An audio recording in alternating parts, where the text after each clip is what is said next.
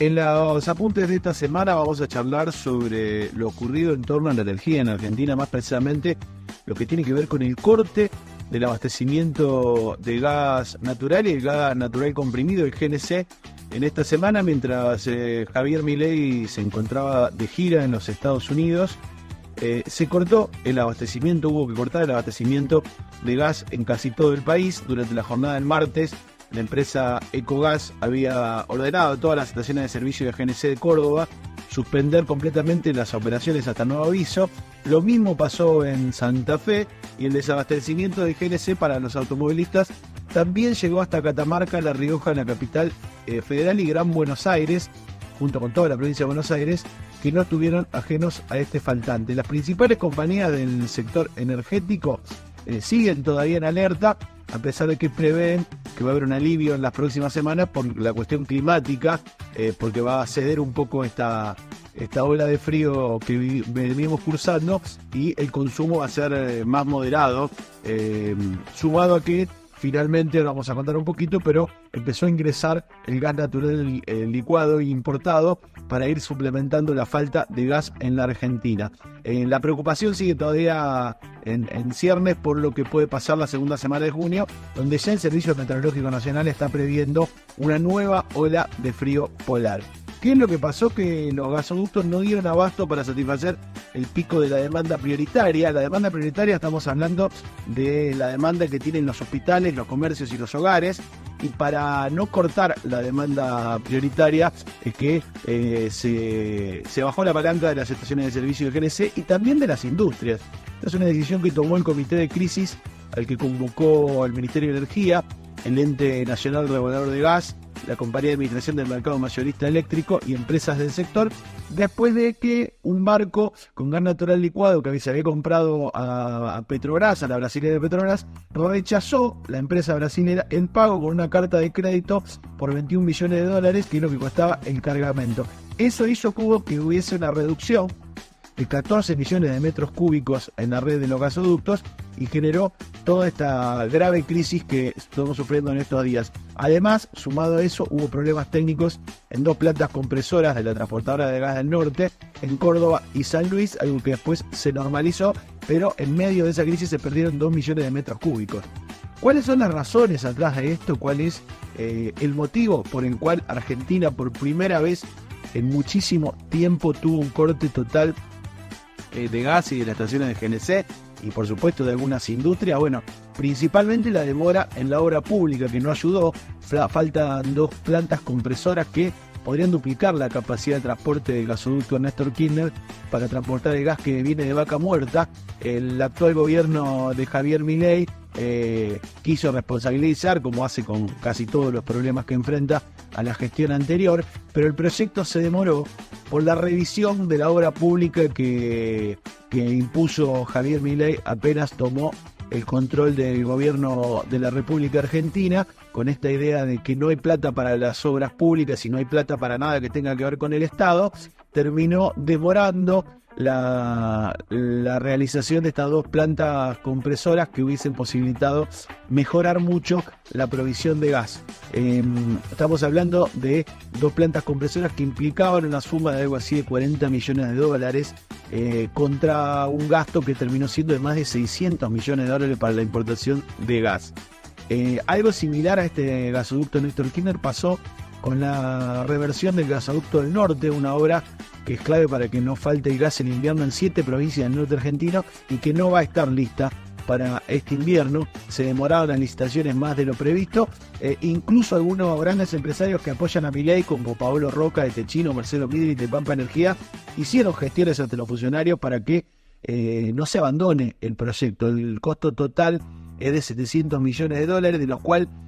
550 lo puso el Banco de Desarrollo de América Latina y 100 millones el Banco de Desarrollo del Caribe.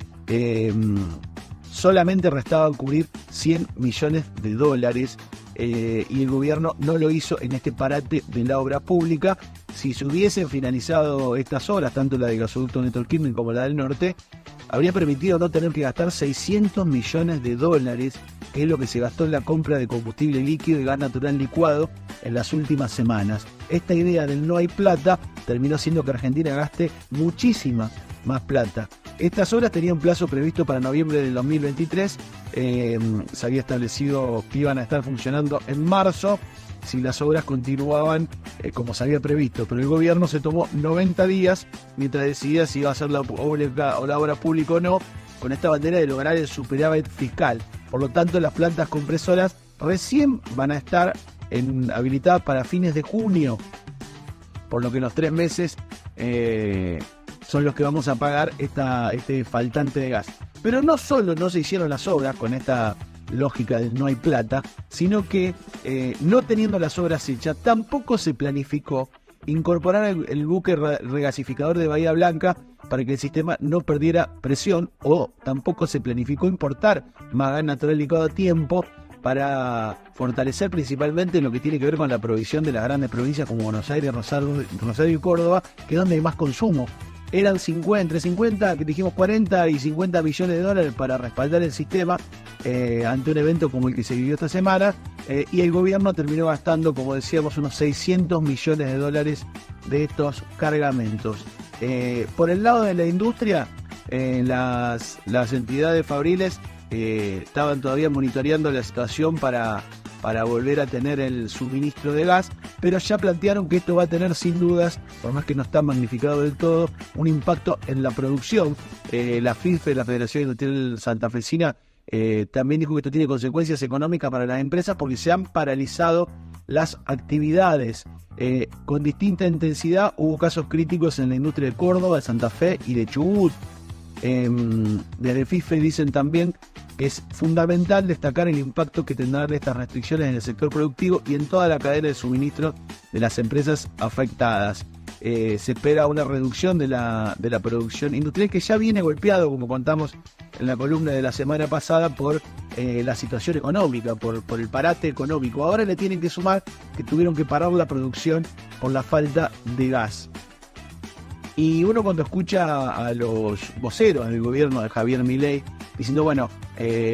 no es raro porque tuvimos una ola invernal,